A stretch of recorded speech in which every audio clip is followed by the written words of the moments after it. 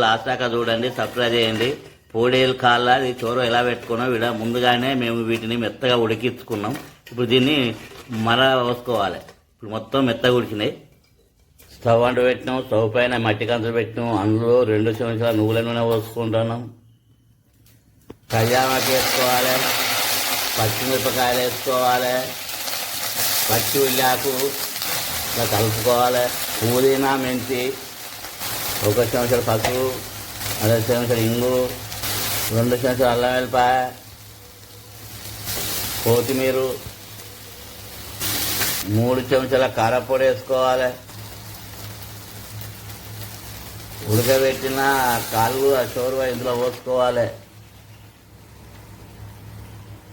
ఇది ముందానే మెత్త ఉడకబెట్టుకున్న పోడేలు కాళ్ళు ఇలా మొత్తం కలుపుకోవాలి. ఒకసారి తగినంత ఉప్పు వేసుకోవాలి. మళ్ళీ 20 నిమిషాలు ఉడికించుకోవాలి. ఇప్పుడు పోడేలు కాళ్ళు ఉడుకుతున్నాయి, దీన్ని మధ్య మధ్యన కలబెట్టుకోవాలి. ఇప్పుడు ఉడికింది, మసాలా వేసుకోవాలి. ఇప్పుడు చెంచాలు మసాలా వేసుకున్నాం.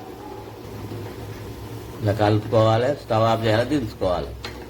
కాళ్ళ చోరువా రెడీ అయింది, గుమగుమలాడుతుంది. వేడివేడి అన్నంతో కానీ, చపాతీతో కానీ, రొట్టెతోటి కానీ తినచ్చు.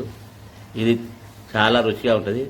పోడేలు కాళ్ళ చోరువా, ఈ పోడేలు కాళ్ళ చోరువా చాలా రుచిగా ఉంటుంది. మళ్ళీ మళ్ళీ కావాలనిపిస్తుంది.